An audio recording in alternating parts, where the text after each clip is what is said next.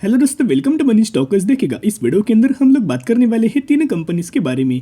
सबसे पहले हम लोग बात करेंगे रिलायंस के बारे में, बाद में हम लोग बात करेंगे एक कंपनी के अंदर 1:5 रेशियो के अंदर स्प्लिट का आपको बेनिफिट मिलने वाला है, और उसके बाद दोस्तों हम लोग बात करने वाले हैं आईआरसीटीसी के बारे में, जहां आईआरसीटीसी के अंदर भी रिलायंस के अंदर भी यानी कि तीनों कंपनी के अंदर important updates as well as हमें इंपॉर्टेंट न्यूज़ निकल के आई है। तो एक एक कंपनी के बारे में मैं आपके साथ कवर अप करना चाहूँगा। लेकिन अगर आपके पोर्टफोलियो के अंदर रिलायंस है या फिर अगर आपके पोर्टफोलियो के अंदर आईआरसीटीसी है, तो ये जो वीडियो है आपके लिए बहुत ज़्यादा इंपॉर्टेंट होने वाला है।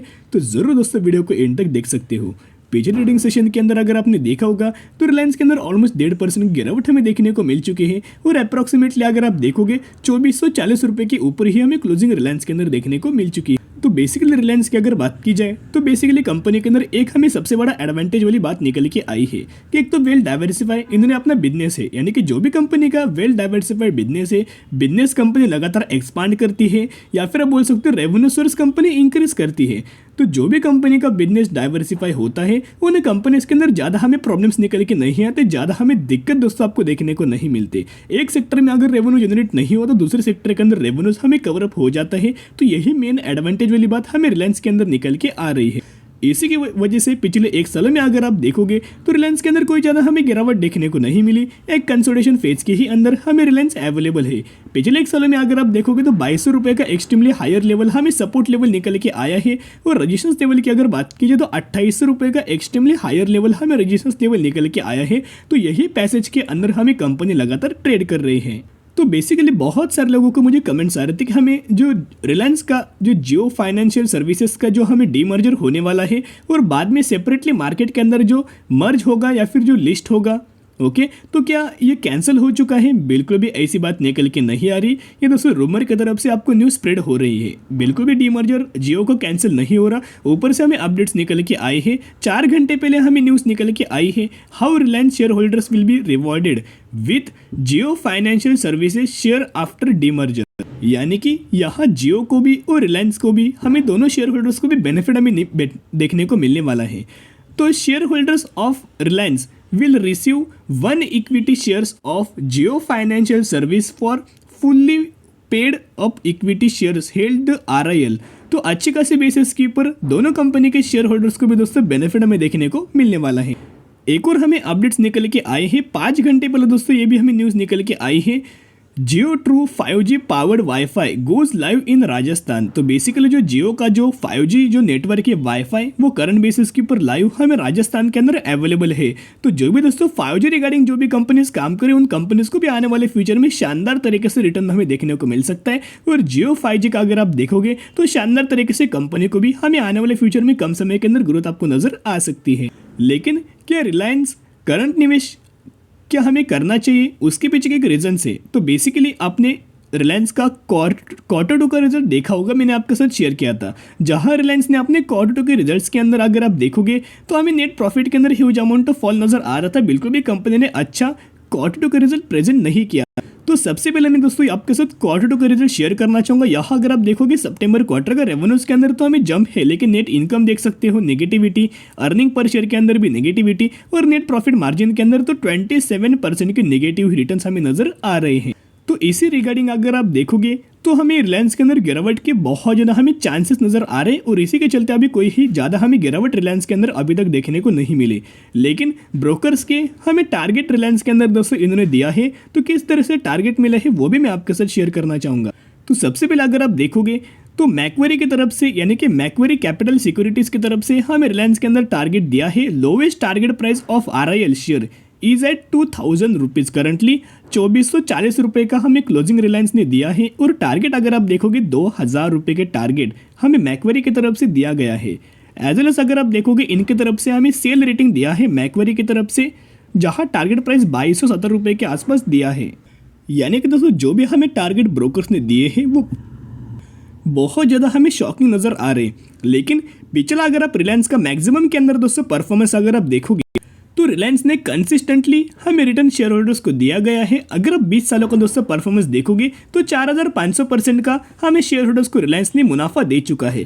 तो अगर आप दोस्तों रिलायंस के अंदर गिरावट होती है तो अच्छी बात है, एज अ स्मार्ट इन्वेस्टर दोस्तों अच्छा सोचिएगा। अगर गिरावट हो तो और ज़्यादा शेयर्स आप रिलायंस के ऐड करके लंबे समय के लिए के हिसाब से होल्ड कीजिएगा। जो भी लोग रिलायंस को पिछले 5 सालों में होल्ड करें, पिछले 10 सालों से होल्ड करें, उनको पता है कि जब भी रिलायंस के अंदर करेक्शन होता है वो रिलायंस के अंदर लगातार हमें बाय ऑन स्ट्रेटजी अप्लाई करते हैं, लगातार शेयर्स बाइंग करके अपने पोर्टफोलियो के अंदर ऐड करते हैं। उनको पता है करंटली शॉर्ट टर्म के हिसाब से गिरावट है, लेकिन लंबे समय के लिए आरएल हमें शानदार तरीके से आने वाले फ्यूचर में दोस्तों रिटर्न आपको देखने को मिल जाता है। अभी हम लोग बात करने वाले हैं स्प्लिट रिगार्डिंग। तो बेसिकली इस कंपनी का फेस वैल्यू हमें 10 है और एग्जीक्यूशन के बाद 2 के अंदर हमें कन्वर्ट हो जाएगा, यानी कि 1:5 रेशियो के अंदर स्प्लिट का बेनिफिट मिलने वाला है। यानी कि अगर आपके पास इस कंपनी के 1 शेयर है तो 1 के बदले आपको 5 शेयर मिलेंगे। अगर आपके पास इस कंपनी के 100 शेयर है तो 100 के बदले आपको 500 शेयर मिलेंगे। और अगर आपके पास इस कंपनी के 1000 शेयर है तो 1000 के बदले 5000 शेयर आपको मिलने वाला है। और इसी रेशियो के अंदर इसी कंपनी के अंदर आपको स्प्लिट का बेनिफिट मिल जाएगा, जिसकी एक्स डेट 31 अक्टूबर 2022 नजर आ रही। तो जो भी लोग इस कंपनी के 30 अक्टूबर या फिर इससे पहले अगर आप निवेश करेंगे तो ही आप एलिजिबल हो जाएंगे, तो ही आपको इस कंपनी के अंदर स्प्लिट का बेनिफिट मिल जाएगा।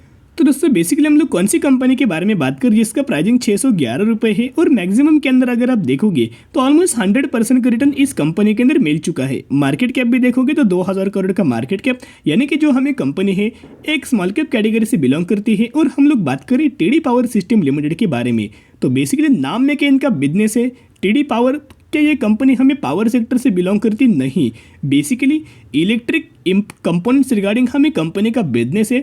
और electric goods regarding capital regarding हमें कंपनी उस सेक्टर से हमें बिलोंग करती है। अच्छे खासा हमें कंपनी का डिसेंट तरीके से बिजनेस नजर आ रहा है। और टीडी पावर का अगर आप क्वार्टर 1 का इनका रिजल्ट देखोगे तो रेवेन्यूज के अंदर, नेट इनकम के अंदर, अर्निंग पर शेयर के अंदर और नेट प्रॉफिट मार्जिन के अंदर हर तरफ अगर आप देखोगे तो पॉजिटिव हमें रिटर्न्स कंपनी ने डिलीवर कर चुके हैं।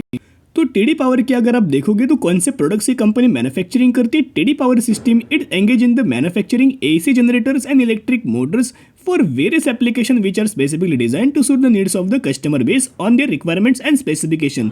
तो एसी जनरेटर्स के अंदर हमें कंपनी का मैन्युफैक्चरिंग का बिजनेस नजर आ रहा है।